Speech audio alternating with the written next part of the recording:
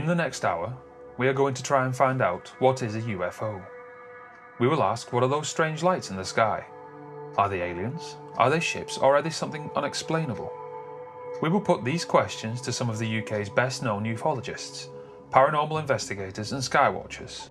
First, we journey north to Blackpool as we put these questions to David Boyle, curator of the Exhibition of the Universe, an exhibition that claims to show the truth and unveil knowledge which has been hidden from us by those who wish to keep control over the masses. UFO, unidentified flying object. That's anything to a level of higher consciousness that's in the skies that's not explained by our standard physics that we believe of the level of advancement or evolution in our technical capabilities we've reached. What we're told by our governments and our secret societies and of course the undercover governments and black projects of what we've actually got is about 30 years behind reality. They only tell us what they want us or need to let us know. The arrival, of course, of the stealth bombers and fighters in the Gulf War from nowhere shows you how more advanced they were, because they, of course, didn't take a day to develop and evolve. So what we told in the UFO aspect, UFO stands for unidentified flying object. There's also underwater flying objects as well, which, of course, many naval aspects have told us about. So, of course, it's just a technology of a physical reality that we are observed and sense with our senses, moving through the skies and moving through the oceans. And of course, UFOs do exist. There are millions and millions and millions of people who have seen them, who have witnessed them, who have taken after them. And of course, our governments lie to us because, of course, they don't want us to know the truth. Because it comes back to the same comment, that knowledge is power, power is control. The people in charge of us don't wish us to have the same knowledge as them because, of course, then they wouldn't be in control of us. So with that in mind, we must ask ourselves, behind every UFO, is there intelligent life? A question we put to David Hadrian, investigator with the Birmingham UFO Group. Right, I've looked into investigations mostly from around the Birmingham area. Covered at least 30 so far, and I usually drive out to meet up with the witness and talk them through it in detail, and then I'll generally write a report which will go on the BUFOG website. And the investigations I've covered, most of them have been quite authentic. We've had a few that we've solved, but the majority of them still remain unsolved to this day. A couple have turned out to be solar airships or Chinese lanterns. We're getting quite a few sightings which have turned out to be those.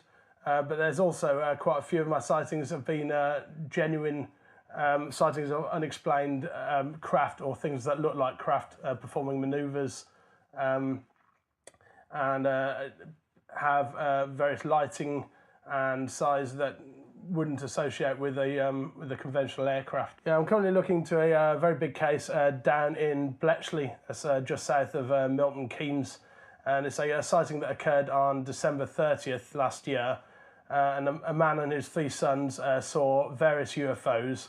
There's also a potential UFO landing site which we've looked into. We've currently sent off samples to Italy to get those checked out, and also there's a lot of aspects of the case that seem to show that the man and maybe others of his family have been abducted. There's a 90 minutes missing time which is unaccounted for. So it's a very big and very interesting case. And hopefully in a couple of weeks the man's going to go for a regression so we can see if anything that he can't currently remember comes out through that.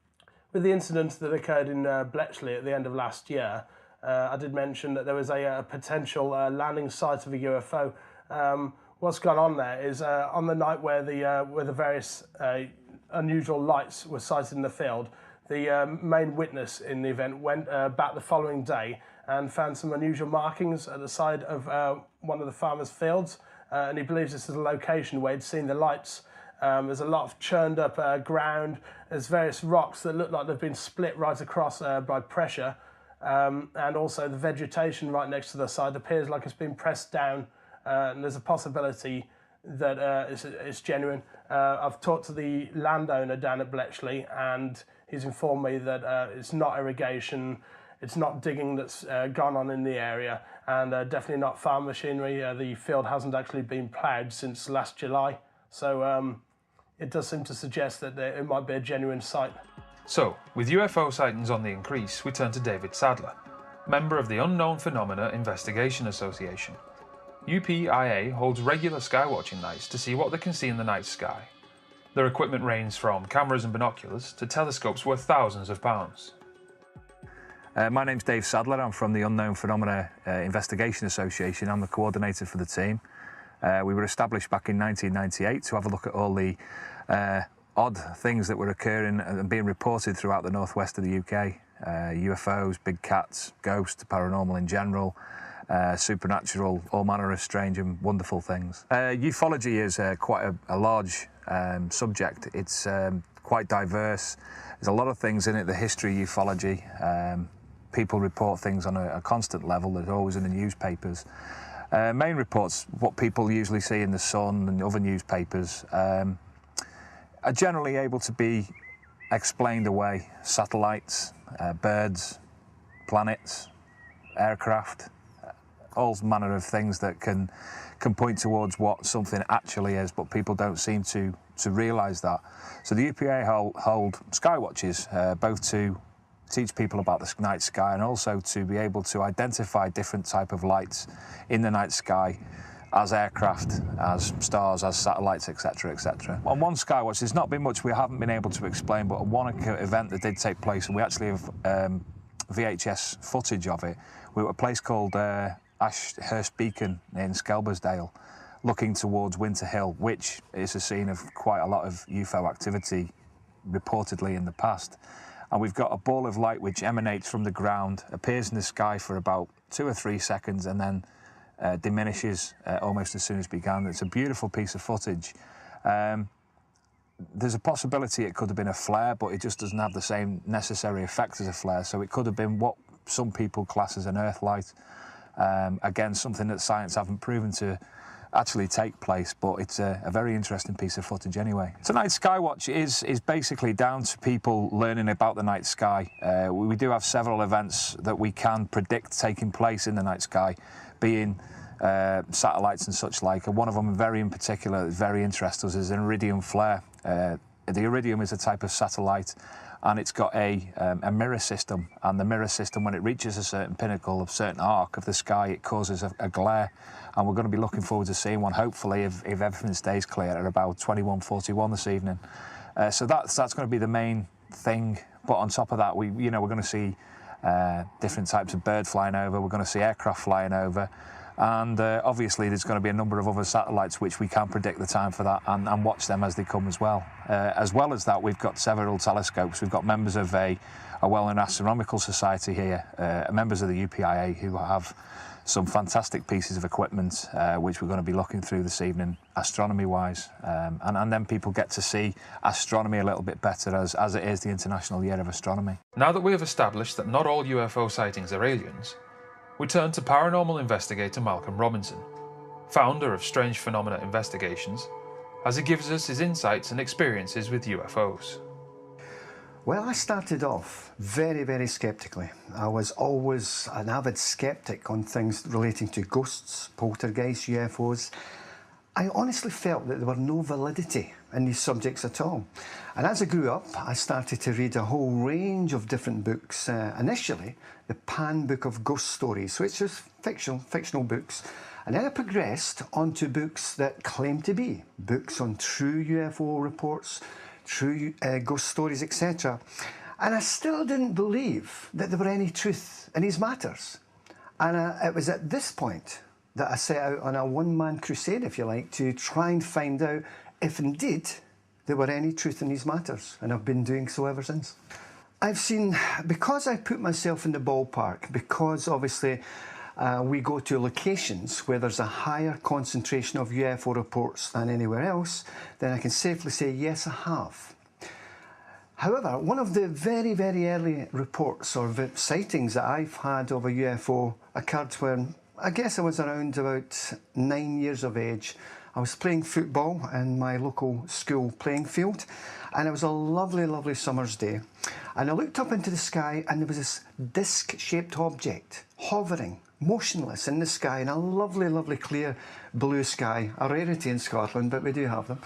Lovely sky, and it was sitting there, and I remember, well, that's strange. I've never seen the likes of this in my life before. And we looked at it for a guess around about 5 or 6 minutes, and then it just completely disappeared. It just completely disappeared and was gone. It didn't go up, it didn't go down, didn't go sideways, it was gone. Years later, I was doing some research about Loch Ness. I was interviewing many people around the loch about the claims to see Nessie. And we were sitting at a campfire in a place called Invermoriston Camp and Caravan Site. And it was a lovely night. I was sitting with German people, French people, sitting around a campfire at the shores of Loch Ness. Lovely starry sky. And then suddenly, a lady shouted out, "Hey, what's that?"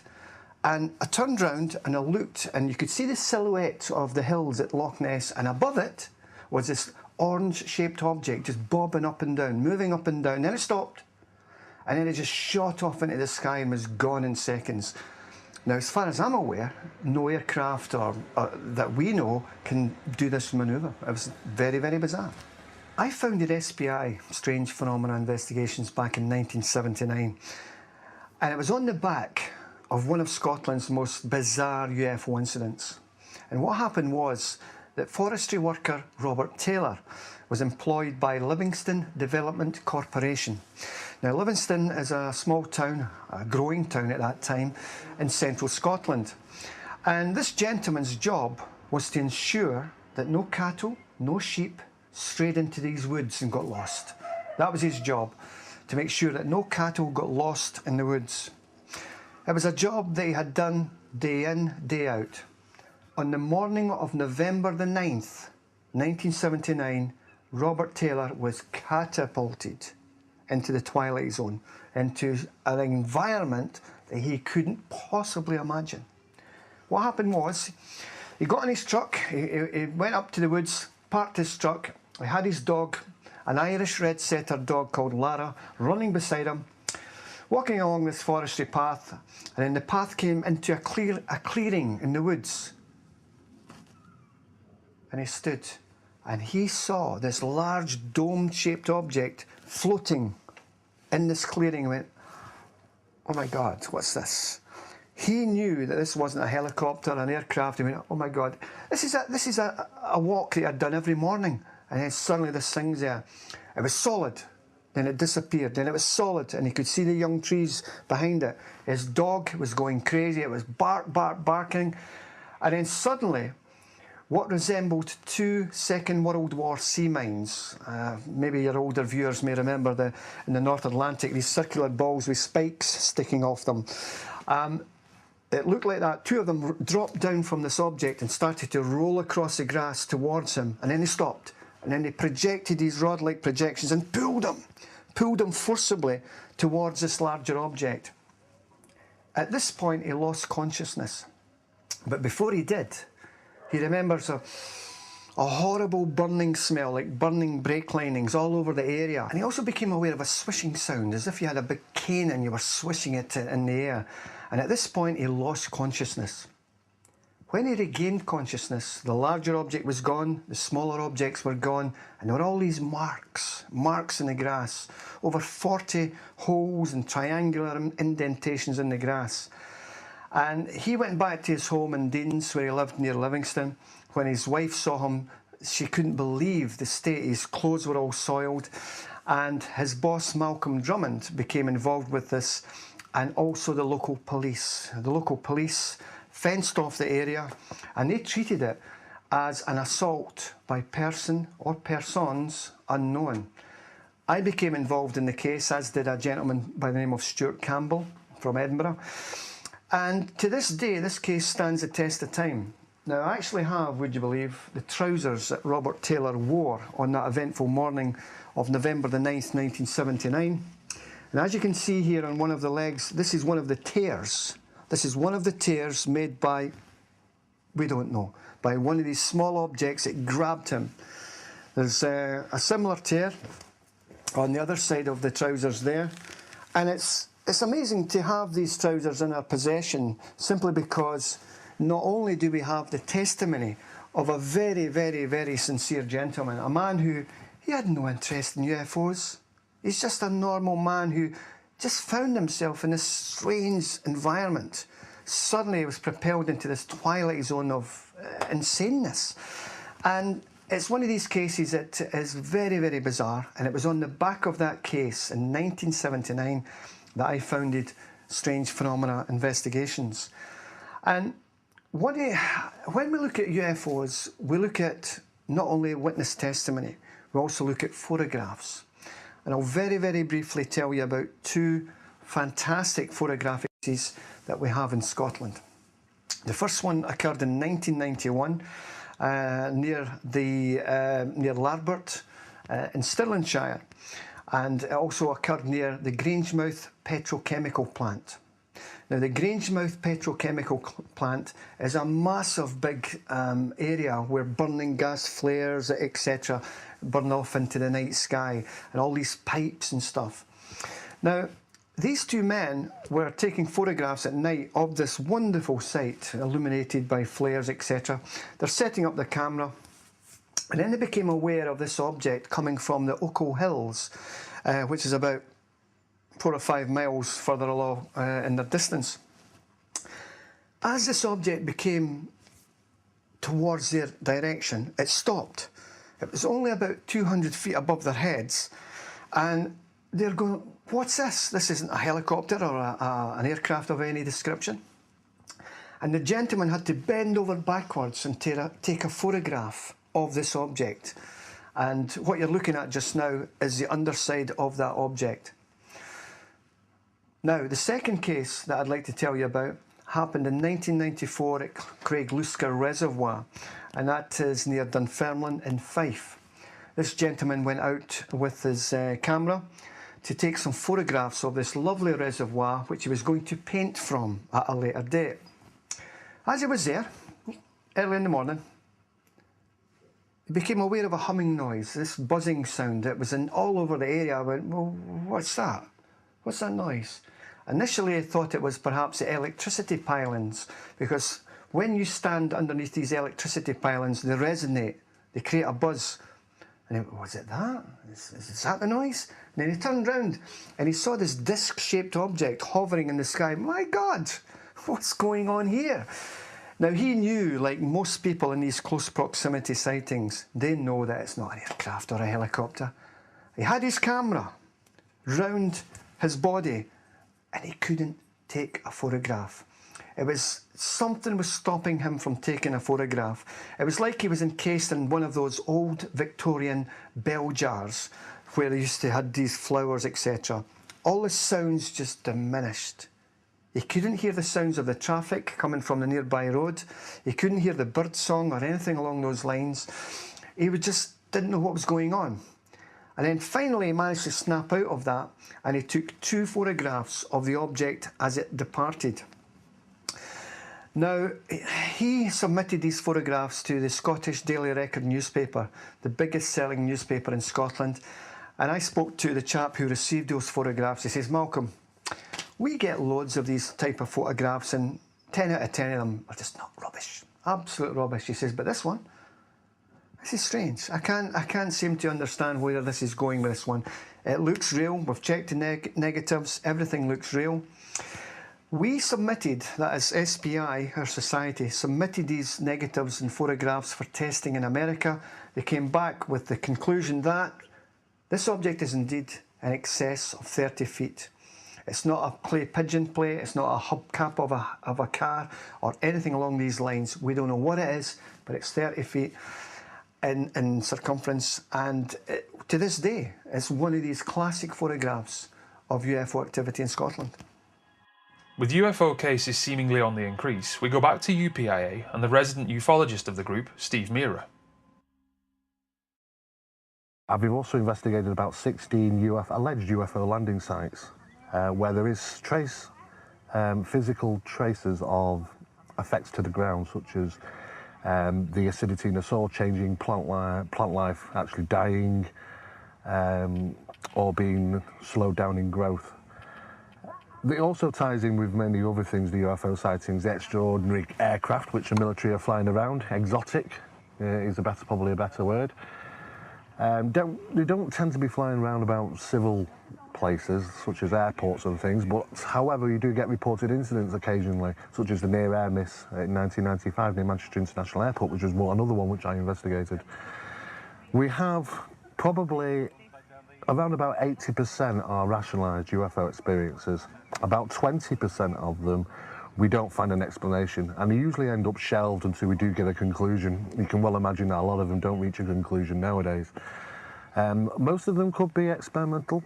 There's a possibility. Why fly them over public areas is beyond me. But then there are characteristics of the UFO phenomenon which is beyond which we believe to be built by us, such as those which are associated to aircraft, military aircraft being scrambled after them, those which have allegedly accompanied civil aviation flights right near to the airports, and those, of course, which are associated with missing time events, people being allegedly taken on board aircraft and taken away, claim to have different types of examinations done, medical examinations. There are lots and lots of different things to the UFO phenomena. Somebody will actually even tie in the crop circle phenomena, where we have actually never found any evidence to say that crop circles and UFOs are actually connected. Most of the evidence points to it not being connected whatsoever. 99.9% of crop circle phenomena is usually hoaxed. There's about 0.1% of them which aren't, which is a traditional phenomenon which dates back usually, well, we found evidence from the 1100s, known as the mowing devil incidents. And again, they were simply just crop circles, no special patterns, just pressed into the ground. It was around about 1980, a farmer, John Scull, was reported to the media in the press around about 1980 of a large 60, I think it was around about 60-metre circle in his field. Well, the unfortunate thing is the people that came to investigate that were ufologists and claimed straight away that was probably a UFO landing site. Hence, UFOs have always been associated with crop circles. However, we do have balls of light that are seen in crop circles, but we do believe there tend to be more probably electromagnetic energy, some type of earth lights which are associated to the areas, just simply that there's a crop there at the time. A lot of work has been done into the earth light phenomena by Paul Davro, who's associated with my organisation, and there's a new and growing subject. We could say there are a lot of natural earth phenomena that can be taking place which can be easily misidentified, but UFOs in general, we get about maybe 2 or 3 reports per week. They're still coming in. We believe that the UFO phenomenon doesn't subside, just the reporting of them does. And the reporting is increased due to the media, really, such as like when the X-Files was on, we had a huge increase in sightings. Just as after Close Encounters of the Third Kind was released in 1979, we had a huge increase in sightings. It's media-driven. The more people that are interested in a subject suddenly decide to report. So that's how you can end up with small little UFO flaps in certain areas and completely nothing in another. But there are definitely some trace cases where we say, yeah, there's definitely something unusual taking place, so therefore it's worthy of investigating. So ufology in general is still a subject which is looked upon quite seriously now. When I got into the subject of UFO investigating, it was decided to be a very nuts and bolts phenomena. But as time's gone on, it tends to be more, well, we've got psychological coming in, and we've also got you could say the psychic ramifications of UFO experiences, where sometimes the scene is maybe apparitional and they don't pick up on radar and those sorts of cases. So UFO phenomena covers so many different things. We've got the physical, you've got the non-physical, and we cover a lot. We investigate all sorts of things like that. Now that we know that UFOs are being reported all the time, how come the subject is not taken more seriously? We asked our experts why people are not coming forward about UFOs.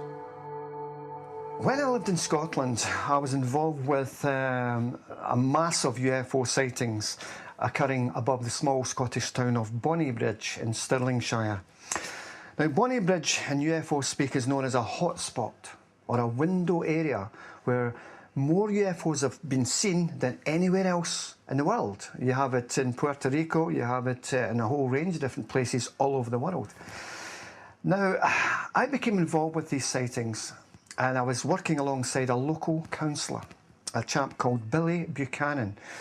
Now, Councillor Buchanan was elected to serve his constituents. He was elected to serve the people of Bonnybridge and Stirlingshire, be it a broken fence, be it a broken drain pipe coming from somebody's home. And then suddenly, he was getting these concerns from people saying, look, we've seen strange things in the sky. What are you going to do about it?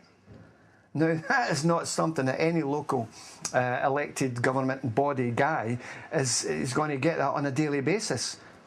Like I said, he was elected to serve the people. So he looked into these claims and he went, you know what? There is something going on here. These are not aircraft. These are not helicopters. I became involved and I worked extensively with Councillor Buchanan, and we soon realised that there was something very bizarre ongoing above the Stirlingshire skies. So much so that we then petitioned the then Prime Minister, John Major. We asked John Major to come to Scotland and look at all of our files and spend a few nights in Scotland and see for himself what is going on. What we got back from Downing Street was the typical letter. As these objects do not constitute a threat to the defence of the United Kingdom, the British government will not seek to open any UFO government inquiry. Now, we were very annoyed at that statement, simply because we're not speaking about things way up in the sky. We're speaking at things that you could throw a stone at. Seriously, they were so close, these objects, you could have thrown a stone at. When Tony Blair was elected to Prime Minister, we asked Tony Blair to come to Scotland. Again, the same tired old statement was, there's no threat there, so we're not going to get involved. And sadly, that's been the case. That the government, I do believe that the British government know more than they're letting on, absolutely. What we have to understand, that these reports coming from Bonnybridge, and not just Bonnybridge, from all over the world, are being seen by all types of people. From children, from middle-aged people, from pensioners, from pillars of the community. Police officers, doctors, lawyers, pilots, and by golly, there are a heck of a lot of UFO sightings seen by pilots. But the thing is, what we have to remember is that there's a fear factor. A lot of people are frightened to come forward with their UFO sighting because of ridicule, because of press ridicule in the newspapers or on TV. That's a sad, sad thing, because there are so many sightings all over the world. It's like a jigsaw. Pieces from Puerto Rico, from Australia, from Canada. And what we're trying to do is get all these people to put their hands up and say, come forward. Tell us what you've seen, and we'll piece this jigsaw together and find out exactly what's going on here. Because at the end of the day, like I always say, there is something going on. But sadly, yeah, the fear factor, the ridicule factor is always there. And who knows? Maybe there's some absolutely classic cases of close proximity, UFO sightings and alien abductions that we'll never know about. We'll never know about, simply because we don't know. I don't want to come forward, and that's a sad thing. Some of the witnesses of UFOs are very high profile, such as police, pilots, and people in the military. But a lot of the time, they're told not to release this information after they've reported the sighting. And this is part of the worldwide cover-up that's certainly in effect. A few years ago, I saw at one of the conferences a jumbo jet pilot, and he'd witnessed a massive silver disc fly straight past his aircraft. Unfortunately, when he decided to talk about it, he actually lost his job because of that. So because of this, and also the fact that there might be ridicule surrounding what they come out with, a lot of people decide to keep their sightings to themselves, and they never see the light of day with the public. We've had lots of different varieties of people report things to us in the past regarding UFOs.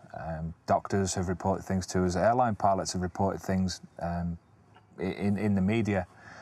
People of substance, people who you would probably say they've got no reason to lie, they've got no reason to make this up. These are professional people and we can believe them. But at the same time, the other people, we've got to believe them too.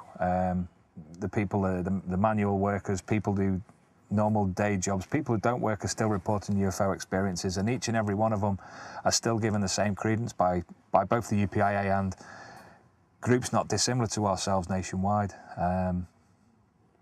we've had reports of alien abductions by people who, very professional people.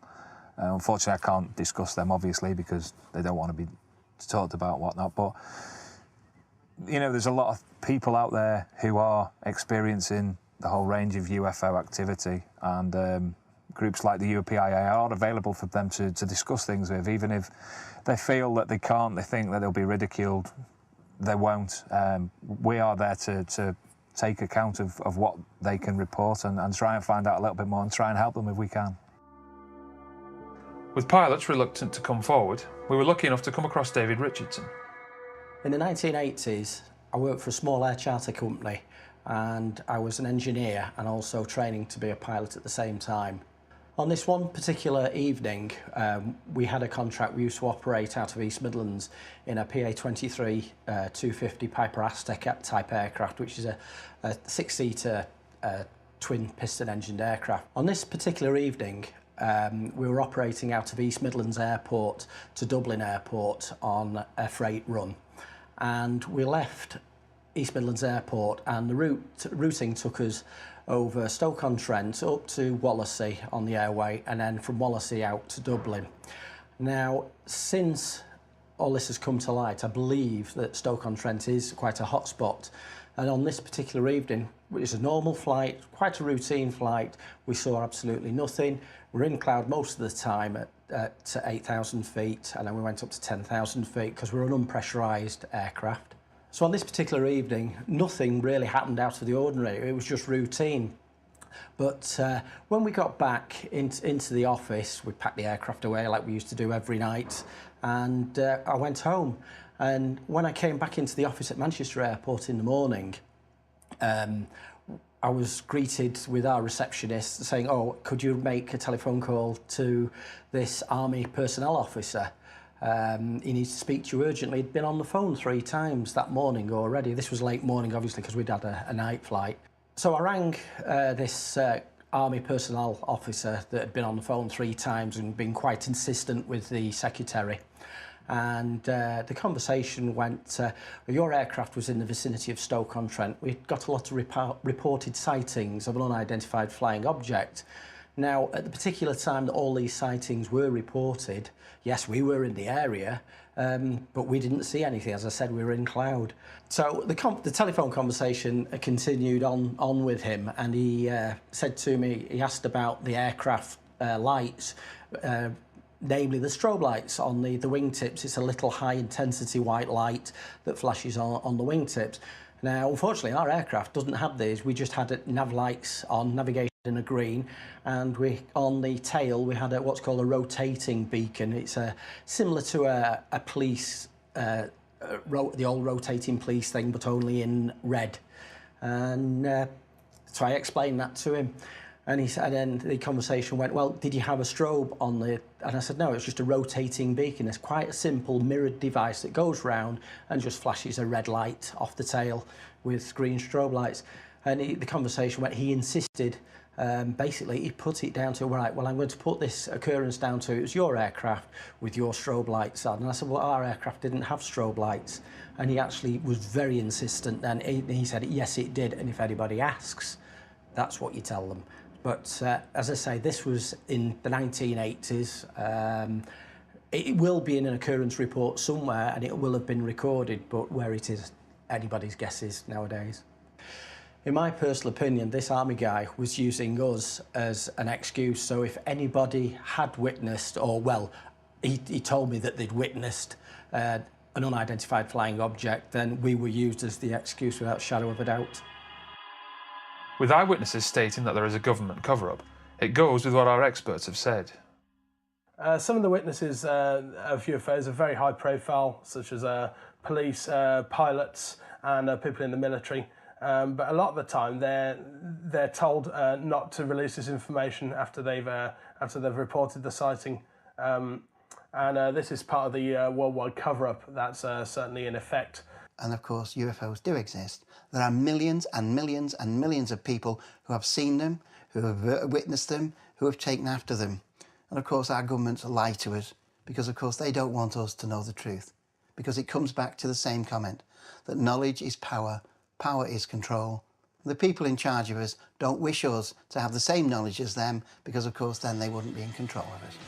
But one in particular took place in 1998 in Bebington on the Wirral, when somebody asked me to point out where the Orion's belt was, and when I looked up there was a black triangular shape in the night sky which drifted off in an odd angle and then sped up quite dramatically. Well, I've stopped counting the number of UFOs I've seen.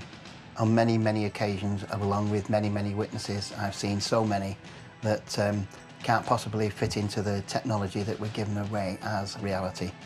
I've been looking up at the stars all my life. Serious astronomy I've probably been doing 30, 35 years, with a range of equipment from a cheap telescope to what I've got now, which has got to be £3,000 or £4,000 worth of equipment. Most of what I've seen that is unexplained, I cannot and will not put down as aliens. It's the occasional flash, the occasional what that looks like a strange plane type of thing.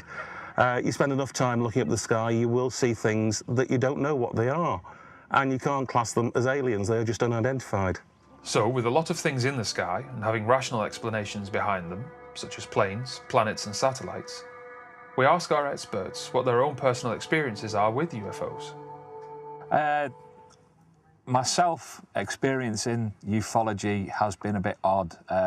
There's been things I've witnessed in the sky which, in the past when I was young, it's been like, oh, that's a little bit odd. And that's the time when I was back at school, and obviously I've not been able to remember facts and dates about that to be able to look into it. But one in particular took place in 1998 in Bebington on the Wirral, when somebody asked me to point out where the Orion's belt was, and when I looked up there was a black triangular shape in the night sky which drifted off in an odd angle and then sped up quite dramatically. Obviously we're able to explain that, why things speed up now, or will look like they're speeding up. But in effect at the time it was to me it was a UFO. But I believe nowadays it would be an experimental aircraft, but that was probably the most interesting thing I've seen in the night sky. Yeah, so far, despite being a believer in UFOs and aliens for many years, I haven't yet actually seen one myself. Not something I could definitely say was unexplained. So I'll keep looking, and hopefully through my investigations that day may come. Yeah, the reason why I'm a complete believer is just the sheer amount of evidence that I've looked into over the years. I've been to many conferences and read many books on the subject. And there's an astronomical amount of evidence to prove that this is really going on. You've got all the hundreds and hundreds of videos, photographs. You've got radar sightings, sightings by key and very credible witnesses, and documents that the government have got that are covered up and prove that they're trying to keep some of that back from the public.